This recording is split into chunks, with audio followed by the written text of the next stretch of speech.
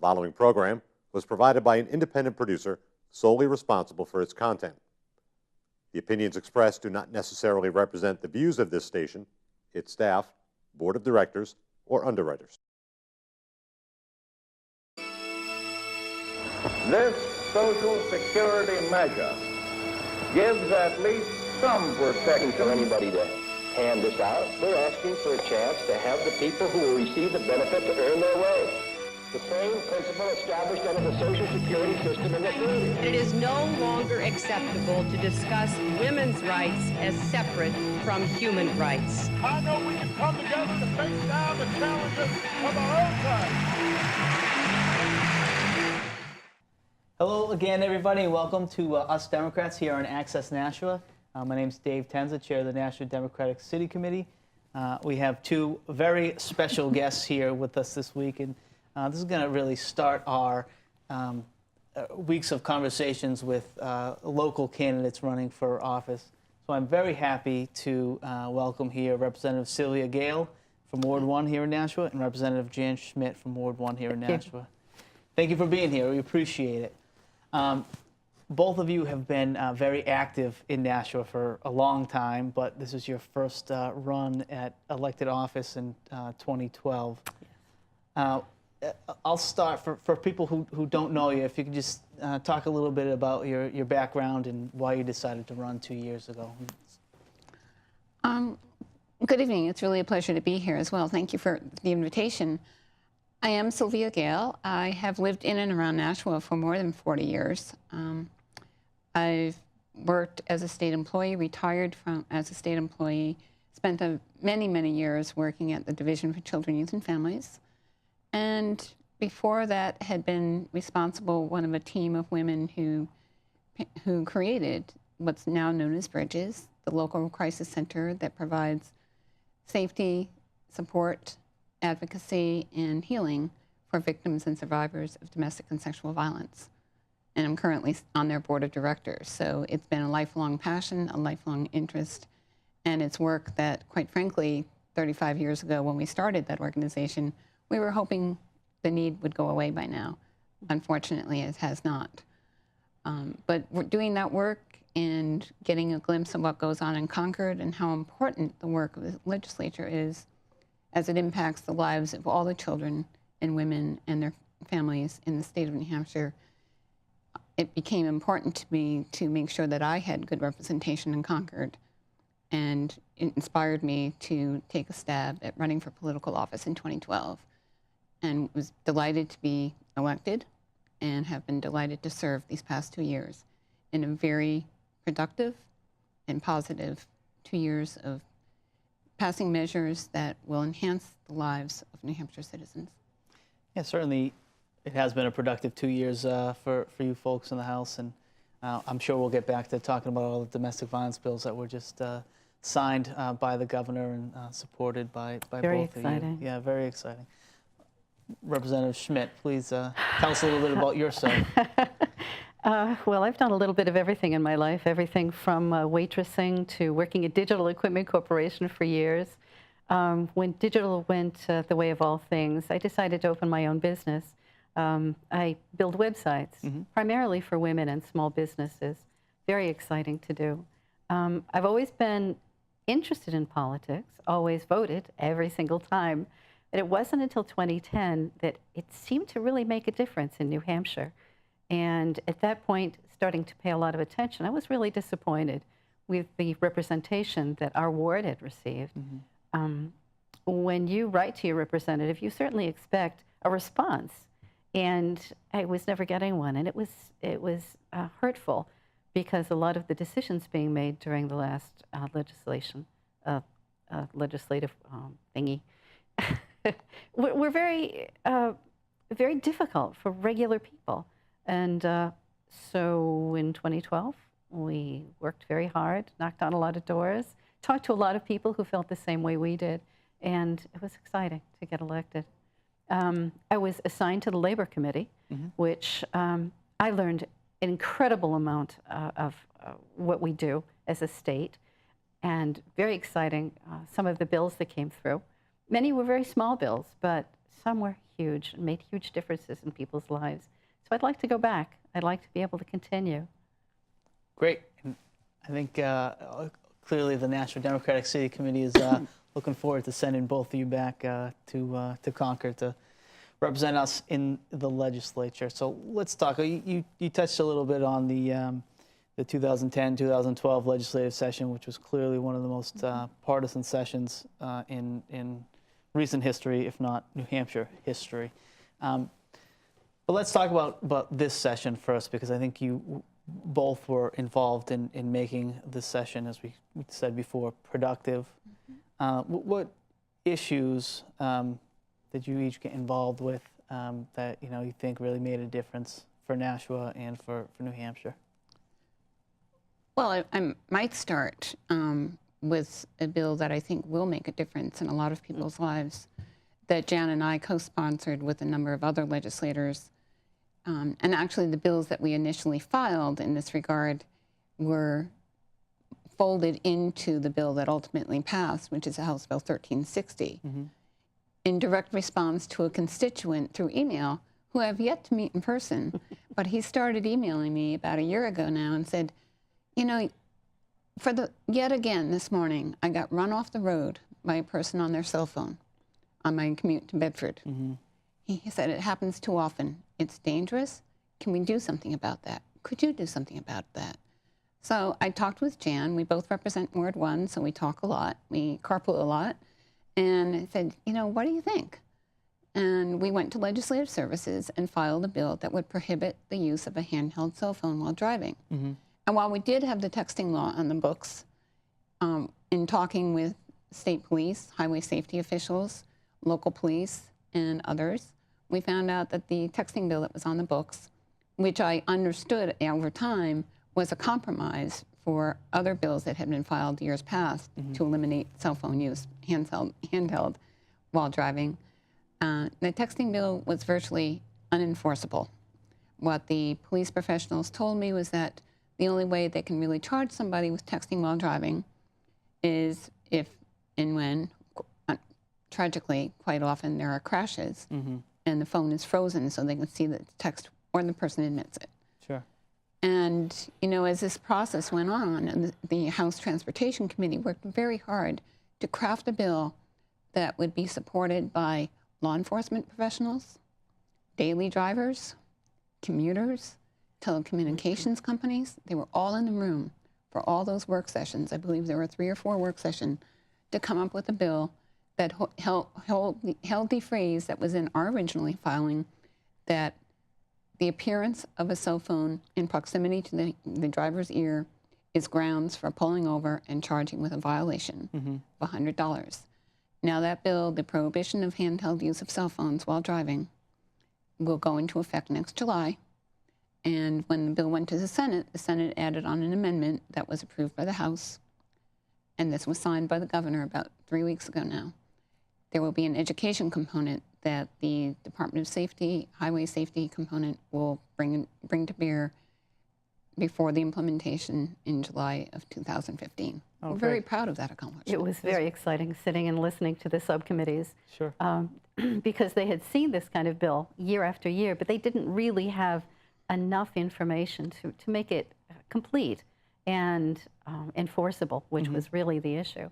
And listening to experts from the cell phone industry, listening to police talk about what they found, and hearing from citizens who came to testify, letting people know that this is really important to our safety. Sure. We were very pleased with the support we received, and very, very pleased that they were able to honor Laura Pentelakis, who is a long-serving representative. They pulled it all into her bill, and that's why our names aren't on it. But we feel the pride. We truly do. We think it's going to make a difference. Well, and it seems like one of those common sense bills that, here in a place here like New Hampshire where you are able to have access to your representatives and, certainly representatives who listen. It seems like those are the types of bills that, the general public is greatly in favor of, right? I mean, everyone knows the risks of texting and talking while driving. your constituent who wrote to you, you know, sees what a lot of other people see every day. So that's great. And it also seems like you two are working with state agencies, other interested parties, which always makes a piece of legislation much stronger and you know, actually useful when it's put into practice. So that's fantastic. It really is all about constituent service, and nothing happens there without, you know, strategic, collaborative cooperation, whether they be state agencies, whether they be the public, whether they be businesses, whether they be human service advocates. You know, knowing the lay of the land or finding out who does what with who is enormously important to get things done. It is. And now let me ask you this, because you mentioned constituent services a couple of times, and Jan, you mentioned before that you had trouble before getting in touch with getting responses from your representatives. Did you get a lot of mail from both sides on certain issues?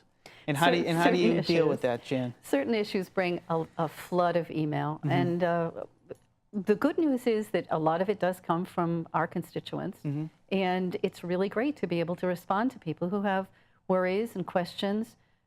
Quite often the media will not have a clear picture of what's going on, or understand that just because a bill starts out like this doesn't mean it's going to end like this, because we need their input.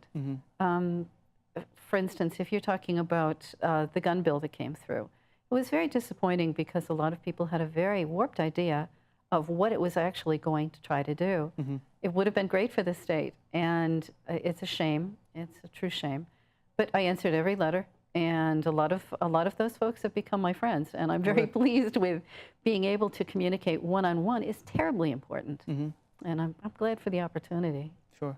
Sylvia, have you seen, you know, other than the gun bill, issues that draw a lot of response from both sides of the issue? I sit on the Judiciary Committee and actually proudly serve as clerk of that committee.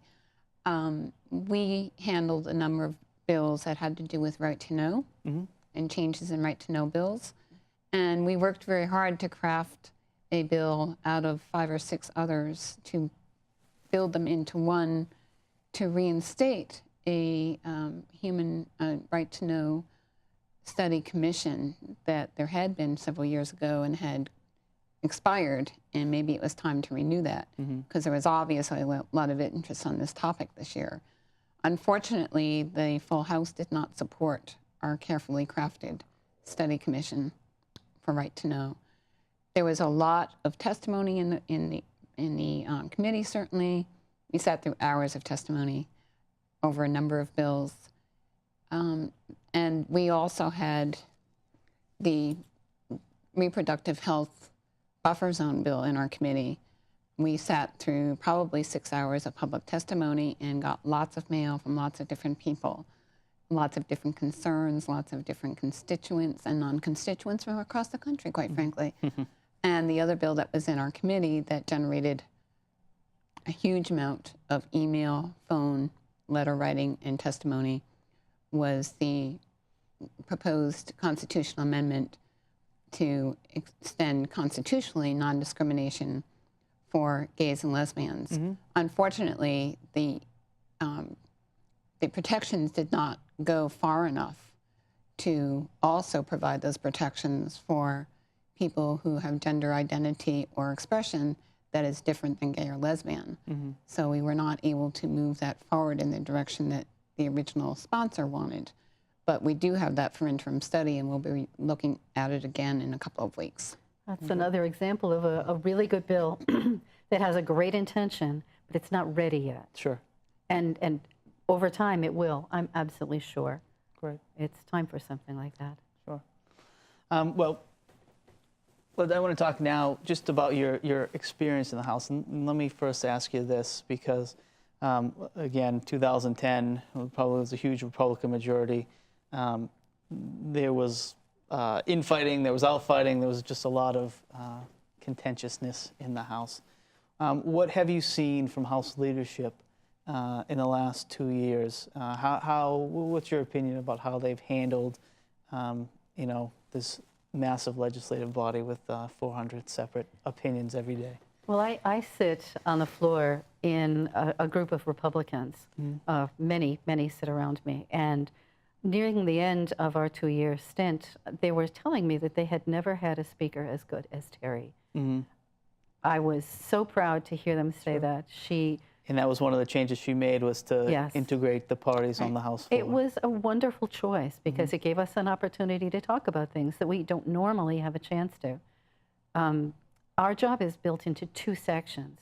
We have our committee work, which we only see the people in our committee, excuse me, and the people who come to testify. The other part is the House, which is totally different. And integrating us gave us a wonderful opportunity to understand their viewpoints. We often talked about how a bill could be better, why someone wouldn't vote for it. And I think that being able to speak to people who have different opinions is tremendous for us. Very pleased to see that. Great.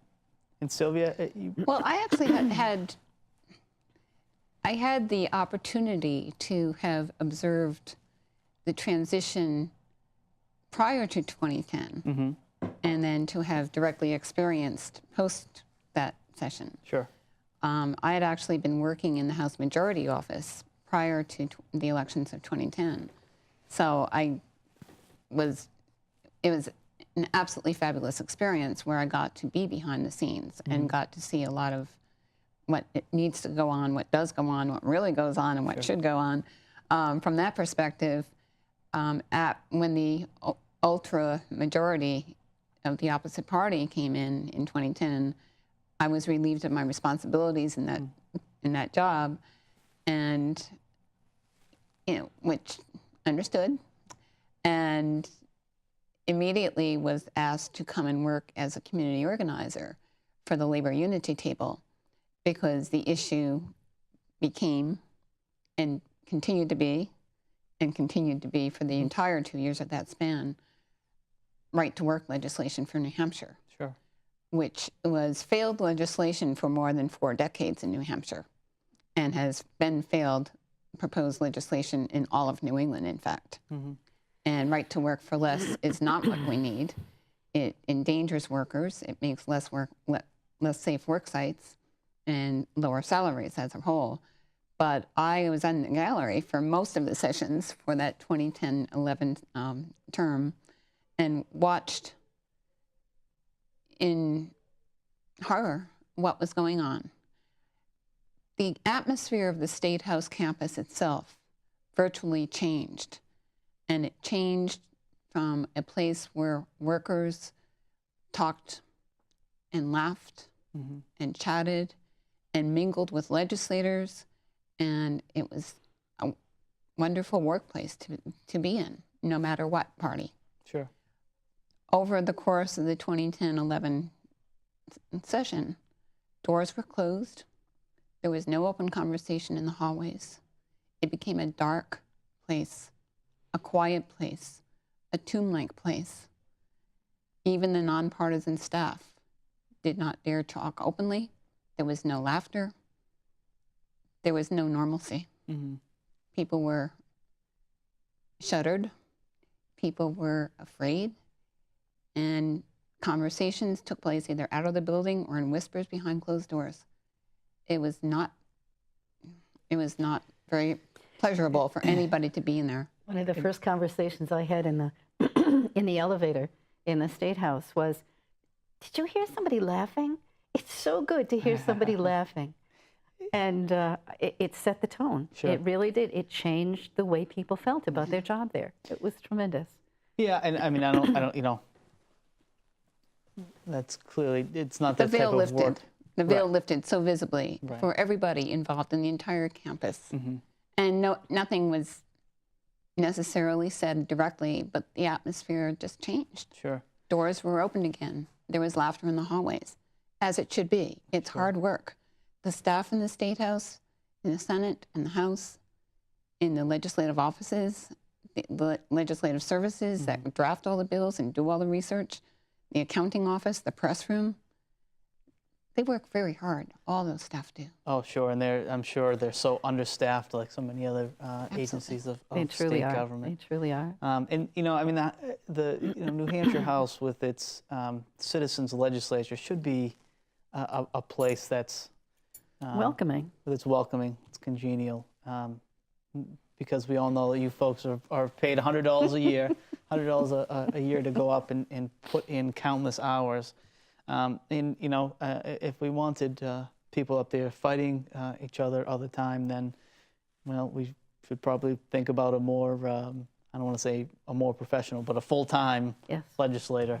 But that's clearly not what the people of New Hampshire want. So it's nice to see that some of that balance has been restored over the last 2 years, and hopefully it'll continue that way and continue with a new speaker next session, hopefully a new Democratic speaker from our perspective, obviously, but we'll be working hard to make that happen, I'm sure. We certainly will.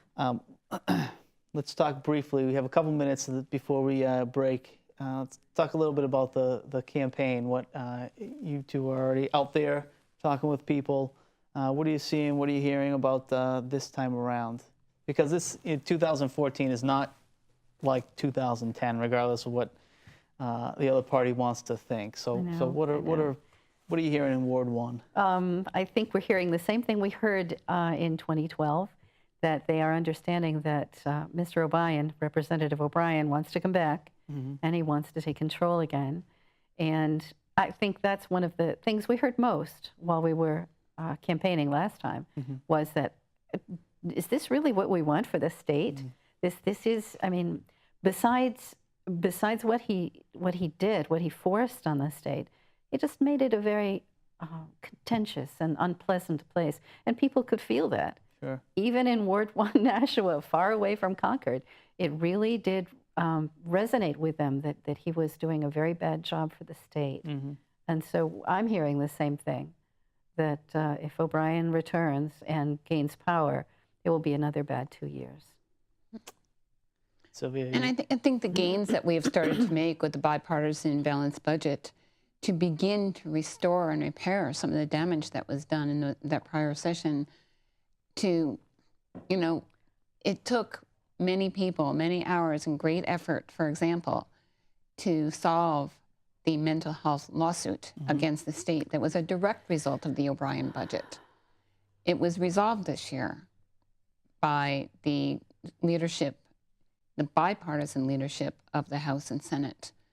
That was no easy feat.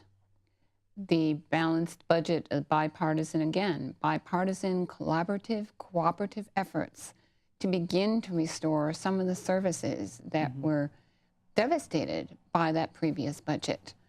We know that the fiscal picture is not good for New Hampshire.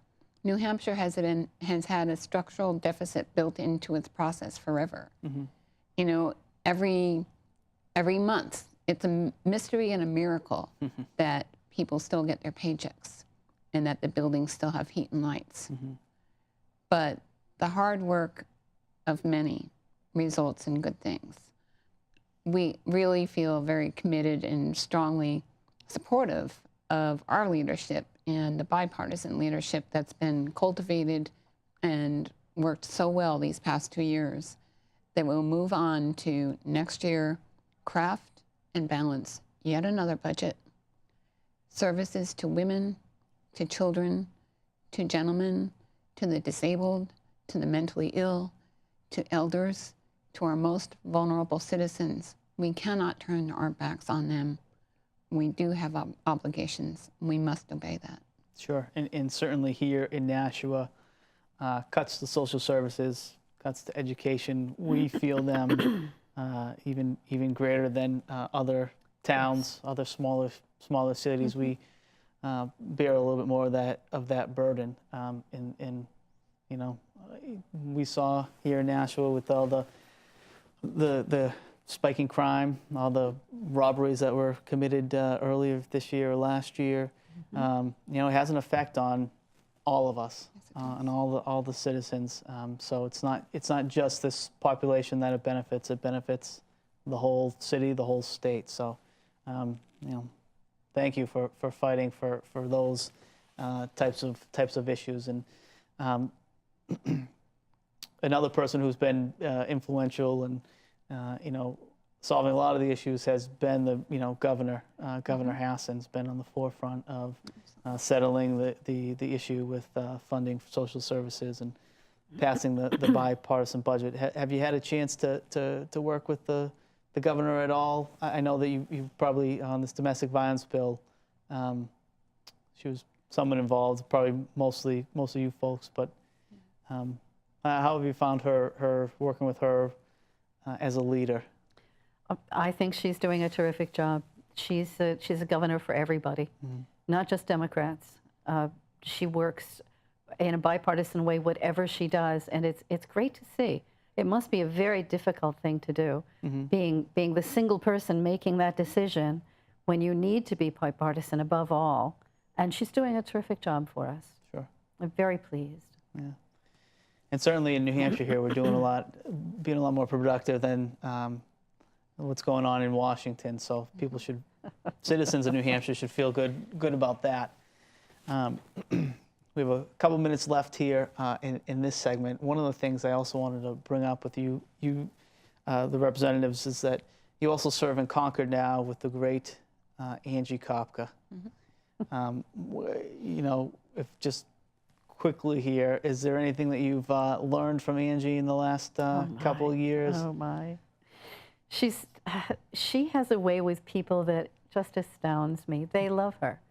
I don't know what her magic is. It's pixie dust or her smile, but whatever it is, wherever she goes, everyone knows Angie Kopka and loves her. Yeah. And it was interesting, over the course of the 2 years that we served together, Angie started the 2-year session walking without assistance, and she experienced a fall and ended up with a walker and a neck brace. But she was still ready to jump in the car and go to Concord to do her duty each and every day that we had a session. But I always found that wherever we went, getting Angie from point A to point B, through the hallway, through the tunnel of the State House, or through the crowded cafeteria to get to the other end, to go back to session or whatever we had to do, getting her through a room is a remarkable process. You always have to build in an extra 15 minutes. Not because she's walking with her walker or walks slow or any of that. She has to talk to everybody in the entire, whether she knows them or not. Yeah. And I've told her many times, you need to teach me that. It's a gift. Because you can take her into a crowded room. She has a conversation with every single person in the room. You walk out of there saying, how did you know all those people? She said, I didn't know any of them. Yeah. It's a gift. Yeah, and that's what made her so great in business and in politics for her whole career. She'll be missed. Now, she will not be running again. And, she has been, she has been home. She's suffered some medical issues. But Jan and I looked back on our notes from when we went door to door 2 years ago, and we picked out a couple of names that we thought, okay, if not Angie, who? And we agreed that we agreed on a couple of names. We made a couple of phone calls, and we found a candidate that I think the voters of Ward 1 will be most happy with. Well, great. Well, we're actually out of time for this segment, but we're going to come back in a few minutes. We'll talk about the third Democratic candidate running in Ward 1 and your agenda coming up in the campaign this fall. Thank you. This is Dave Tenza here with Representative Sylvia Gale and Representative Jan Schmidt. This is us Democrats here on Access Nashville. We'll be back in just a few minutes.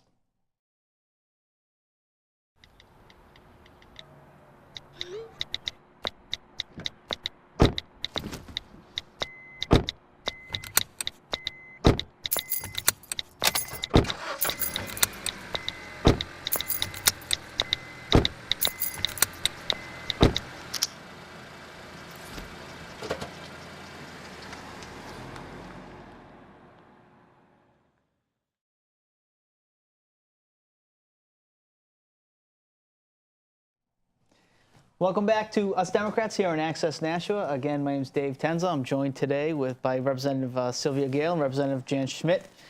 Thank you for coming back after the break. Let's talk now about your platform. What, if you're elected, what you'd like to accomplish in the next session in Concord. So Well, we start with you, Jan. Well, the first thing I think I'm going to make sure I'm there for is the right to work for less.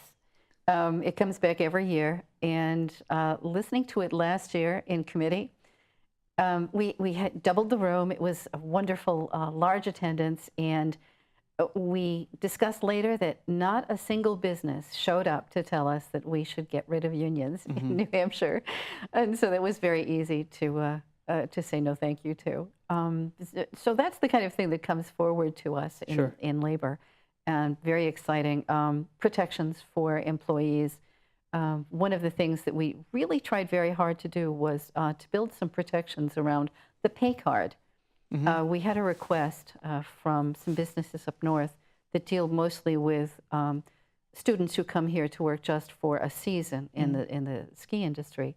And what they wanted to do was to pay by a pay card, and the student could take it to an assigned bank or business and get it cashed immediately into cash. The problem was that this bill turned out to be a bill that was brought by a credit card industry. Sure. And we found this out. Looking to take a cut of the, every paycheck that is and we looked very closely at the industry and decided that there are no protections built in. You get a credit card from a bank, and there are protections built everywhere around it. Right. A pay card, not. You're punished if you lost it. It can be weeks before it can be returned to you. You're punished if you take out more than one bit of cash at any time. So we were trying to take the bill that was given to us and turn it into something worthwhile. And that's one thing I really want to work on. I think we need some protections on pay cards. Great. And I think it'd be really good for New Hampshire. Great. And Sylvia, in the Judiciary Committee, are there other big issues coming up? Well, for the committee, I'm not so sure what will be filed. I can imagine that we do have some understanding of what will be back again, because there are certain bills that always come back again and again.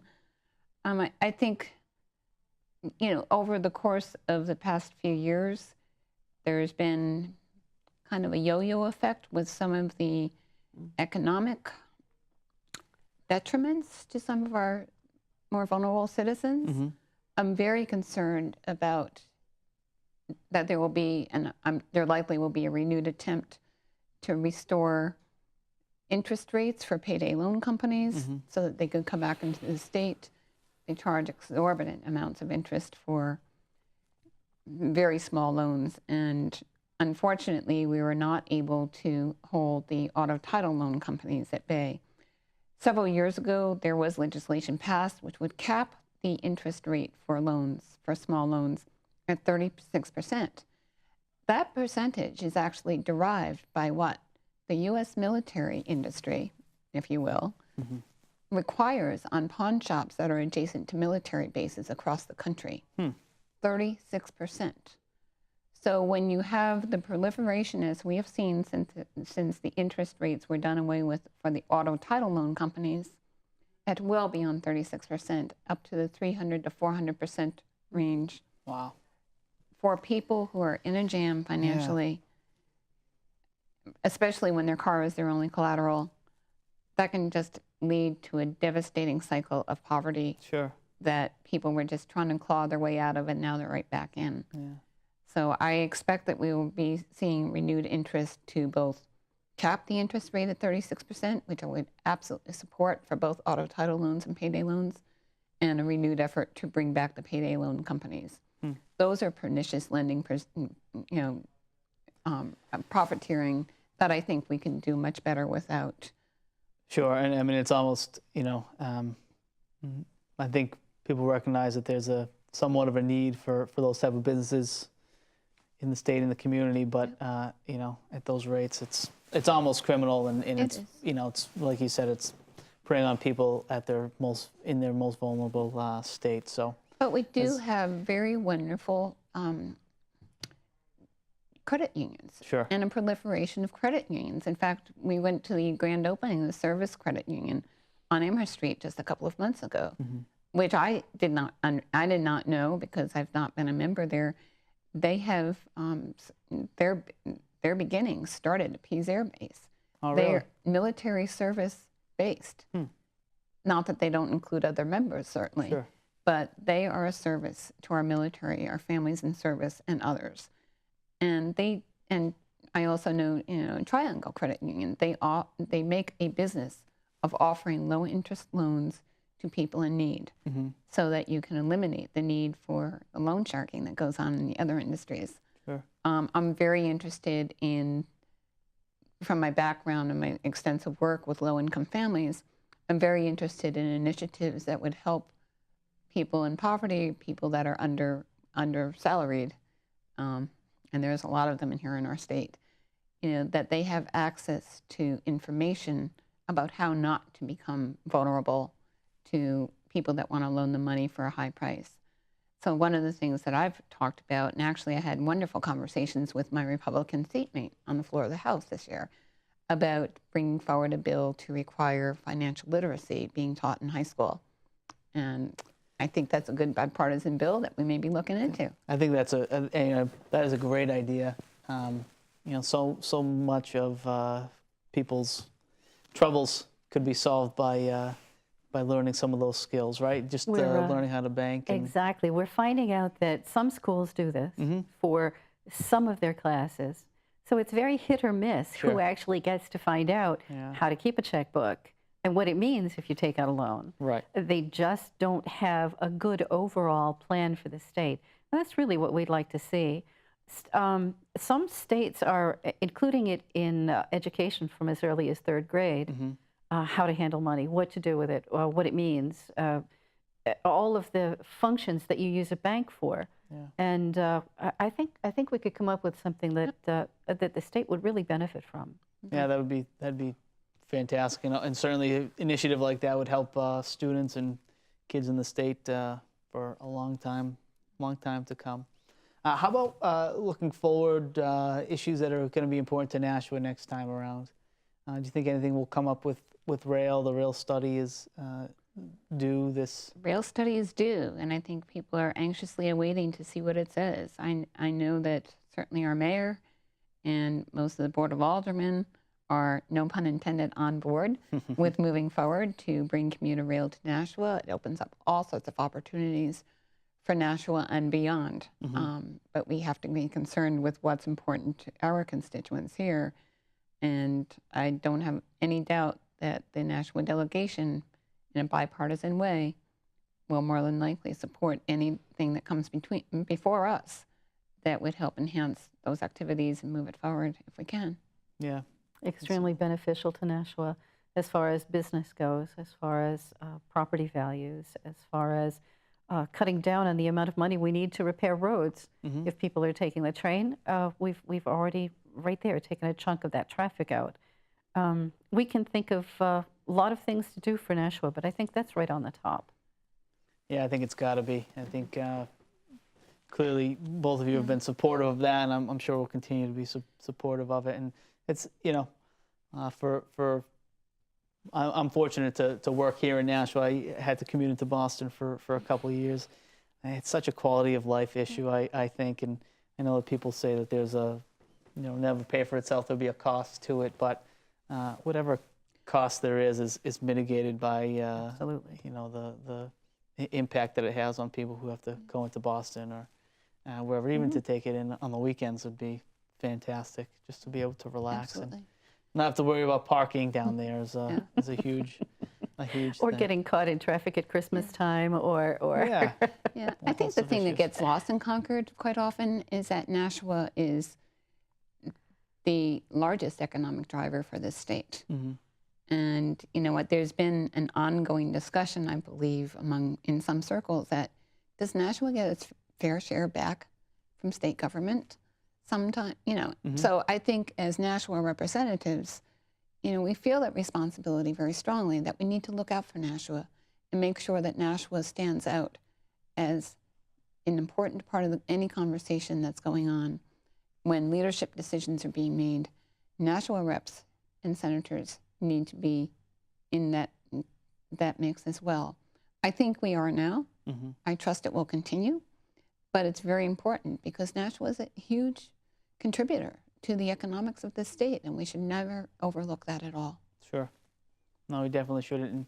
And, we're a little bit more tied into the Boston economy than the economy in Manchester and Concord, unfortunately, which may hurt us at the state level. But that's why we need talented, energetic folks like you two up in Concord to help us out.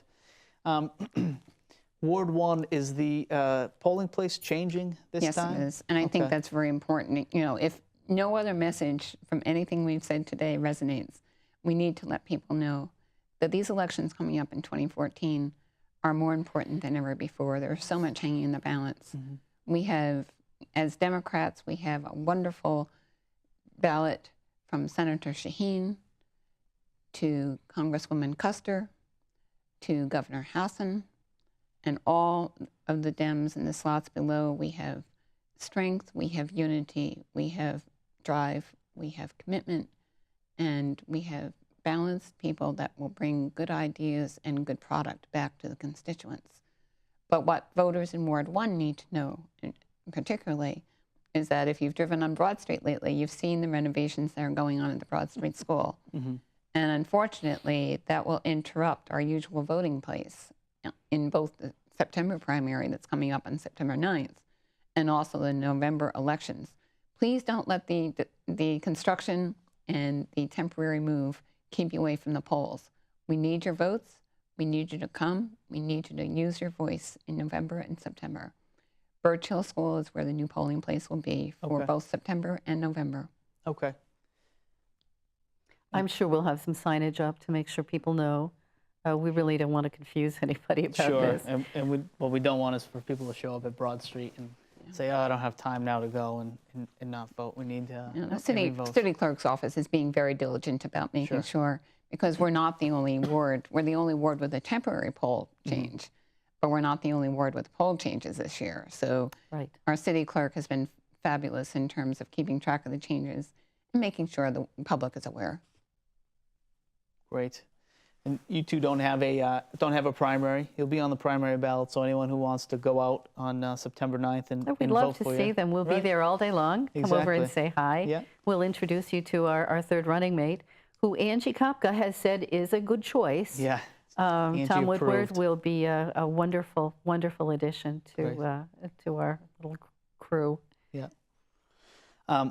And so, but there is still, we should still remind people, there is one Democratic primary here in Nashua on primary day, and that's for the Democrat who will run to replace, who will run for executive council to replace Councilor Pignatelli. And no one will be able to replace Councilor Pignatelli. She's been wonderful. She has been wonderful, and as far as you know, we both talked about constituent services. Stunningly well done. I hear more people praise her for getting back to them and really helping them through the process. So she'll be missed, but the two women who are running are both exceedingly qualified. They are. And if anyone has a chance to see them, speak with them, they'll really understand that we've got a good tradition here, and we should continue it. Yeah, we'll be in good hands, however it turns out after the primary. If people want to get in touch with you, find out more information about you, do you guys have websites or Facebook pages you can direct them to? My website is schmidtforrep.com. I'm accessible anywhere. You can find me on the State House information. My phone number is listed there as my address if you want to send me a snail mail. Facebook, I'm on there. Twitter, I'm on there. I think it's important for people to contact us. I think that I've started some great conversations on Facebook with people I would never have a chance to meet. And please, contact me. Great. Sylvia? And Jan is much more technologically savvy than I am. I really love snail mail, and I get some. My email is sylviagale4@comcast.net. But again, because we are sitting reps, all of our contact information, all of our personal information is clearly established on the state website under the House of Representatives as your representatives for Ward 1 Nashua. Great. Well, the last thing I want to point out to the audience and anyone who's listening is that there's there seems to be some people who believe that 2012 was a big year for Democrats because it was a presidential election, and we know that that does help us out a lot. But I don't think there were two people who worked harder in 2012 in their wards than both of you.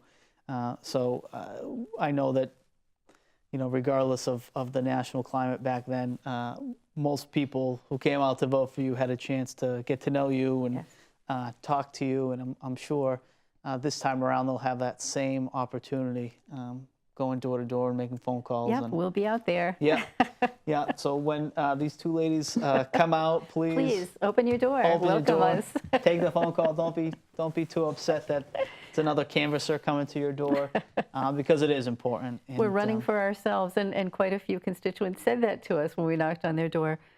Who are you knocking for? Well, we're knocking for ourselves. Yeah. And it does make a difference. It does. Talk to us. Yeah. Yeah, and it's a great opportunity that we have here in New Hampshire, because it doesn't happen. It is.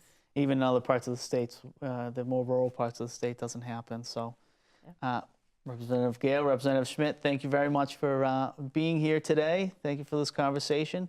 We look forward to having you on again in the show during the election or even after, to talk about everything that's going on at the State House. That would be great. Thank you very much, David. Absolutely.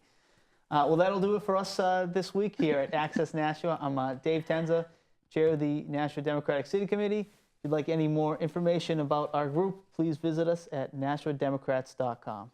Thanks. This Social Security measure gives at least some protection For anybody to hand this out, we're asking for a chance to have the people who will receive the benefit to earn their way.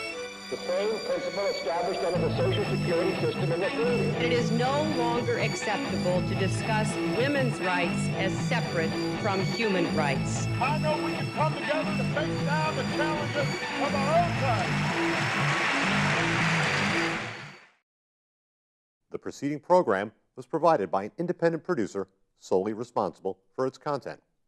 The opinions expressed do not necessarily represent the views of this station, its staff, board of directors, or underwriters.